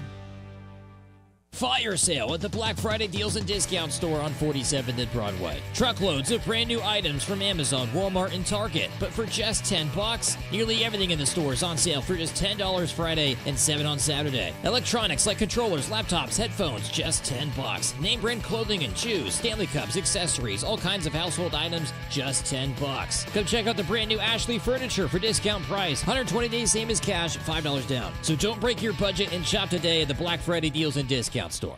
Go Hog Wild, Pit Barbecue.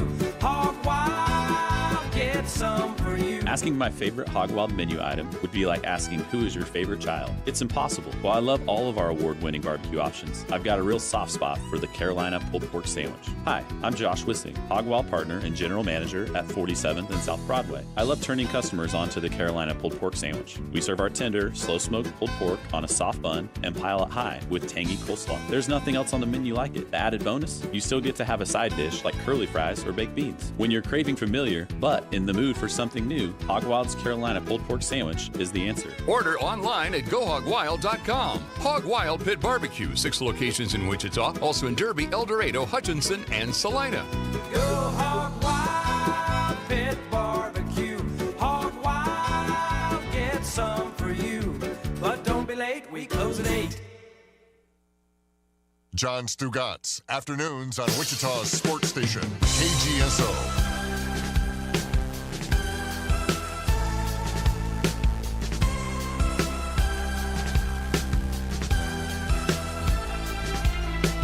Mind over matter, does it matter to any of us? Don't change the subject, I'm heavy on your love. I missed that train, New York City, erased. Just when you think this show is terrible, something wonderful happens. What? It ends. Oh, man. Usually we take a dump on the show. We joke around. But you know what is really special around this time? We try to tell you. And look, it's fresh. It's new. There's a new special at Taco Tico, it's all about the taste. It is the 2 for $5. If you haven't got the message, the taco burger, the beef sancho, the combo burrito, all at Taco Tico. Guys, keep in mind your online orders, tacotico.us. It always works. 13th and Tyler, 35th and Rock Road, Arc City, Newton, El Dorado, Derby, Augusta, where it's all about the what? Taste. Dude, Doug and I waxed poetic about the 2 for $5 this morning. That thing's great. I'm just going to say that. All right, let's go to the Maximum Outdoor Equipment phone lines. You are inside the press box. How are you? Guys, great. This is Jeff. Just think, What up, Jeff? 29 days. Next Saturday, we will be watching the Chiefs and the Rams. Preseason? 29 days. Yes. Yeah. Whatever it is. Football. It doesn't matter. It's Football, coming. Bob. Yeah. It is I like it. football on the air. That's I will what, watch every preseason August game if I have to. August 16th, August 15th? August 15th, I think, is their kickoff game with the Rams preseason. So less than 30 days. Yeah, and listen, winner of that game is probably going to win the Super Bowl. I'll just throw that out there right now. There you go. That's a good way. Hey, hearing Felix is great. Sasha, and just are you guys thinking about maybe possibly getting the NFL or fantasy league? I remember, Sasha, I was in the league with you and Felix. I was the Sasquatches, but anyway, it was a good time. You're not the first person who's asked about that. So if we do it, we'll probably just do one. We've done two before, but I'm kicking it around. We'll put you on the list of people to contact or be listening for it. We'll sign people up over the airwaves if we do it.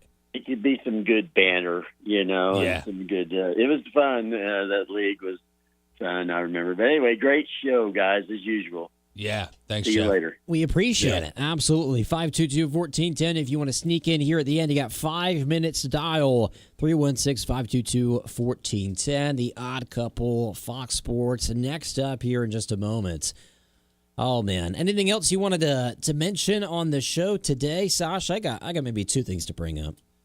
Whatever I'm going to mention, yours are probably more important. So, let's do that. I've already been on the radio 4 hours today. I'm kind of out of things to talk about. All right. I got us covered. First one, I do want to talk a little bit about, this was news from maybe a few weeks ago, maybe resurfacing here once again.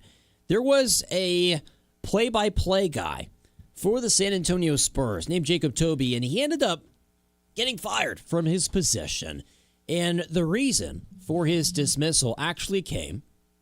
It looks like Toby's girlfriend went public with something on social media about how Toby had been, cheating. And, it happened to deal with a sister of an active Spurs player. And so because of that reason, the Spurs got rid of him. Now, the Covino and Rich show with Motsy making an appearance there on Fox, I was seeing a little clip that had some steam to it. Some people were commenting, some people were liking it, and basically the reaction from Covino and Rich, mainly I think Rich in his part, he was saying, "Look, man, he shouldn't have been fired. We all cheat on our girlfriends, right?" And I'm kind of thinking, dude. Why are you looking around the room? That's a you thing, and I wouldn't really want to be a female associated with Rich there in that exact moment of time. Look, I think there are maybe some positions where if you have an affair, if you cheat, you might get canned regardless of the circumstance. But I think with this having to do with a Spurs player, I think that's the biggest reason. I think the reality is, as an organization, you're going to side with your player over some play-by-play guy, right? So if you're going to sleep with a player's sister, you better hope the player's okay with it, and you better hope it doesn't come out if the player's not okay with it, or you're probably going to get fired. So, listen, he wasn't married. He had a girlfriend, and so maybe the better path would have been to break up with his current girlfriend, go to the Spurs player and say, "Hey, I like your sister. Maybe I should take her on a date." And maybe the Spurs player would have been like, "I think that's a great idea." But instead, it's coming out on social media through your ex-girlfriend or current girlfriend or whatever, and it makes the Spurs player look bad. And I don't even know who the player was or if they even announced that. But listen, if you're going to do something untoward, you could lose your job over it, and that's what happened. I think it's a fair thought, right? If you are the employer, even if you're just a friend of Jacob Toby here in this situation, if he cheats on his girlfriend, what is he going to do to you? What is he going to do around the workplace potentially? So look, it's a nothing burger. It's a non-story, but we mentioned things like that here at the end of the press box. Last one here on the slate. I am attending UFC OKC tomorrow. This is going to be exciting, man. middleweight bouts. Headlines the fight night. It is Dricus du Plessis, number 2 in the division, against Kamaru Usman, who was a champion for some time at welterweight. He's moving up here towards the end of his career. Dricus du Plessis, DDP, he was the champion at middleweight. He had a couple defenses. He beat who is now the active champion, Instron Strickland, even twice. But then he lost kind of an embarrassing fashion to Khamzat Chimaev. This is his first fight in about a year. So my money's probably going to be on DDP slightly. He is the 2-1 favorite here over Usman, but styles make fights, and you never know how this one goes. I'm excited, man. I'm going to be down there for a good 6 hours tomorrow. Yeah, that's going to be fun, man. Hopefully you get some good interviews and have a good time down there, and maybe you'll catch something we can use next week on the press box. One of these guys might just catch a head kick. I don't want to be that guy. Yeah, don't get kicked in the head down there. That would hurt. Look out, man. You never know. What if... Hey, we need a backup fighter. Oh, crap. Hey, Jacob, I got to tell you something. What's up? It's Friday. Week's over. Boom. Boom? Yeah. Fired up. Oh, man. Behave responsibly. Some are going to go wild to the lake. You never know. Maybe. All right. That wraps it up. Keep your station tuned. Right here on KGSO.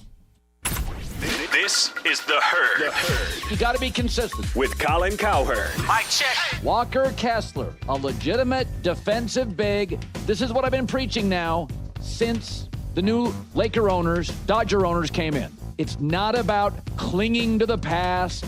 It's about spending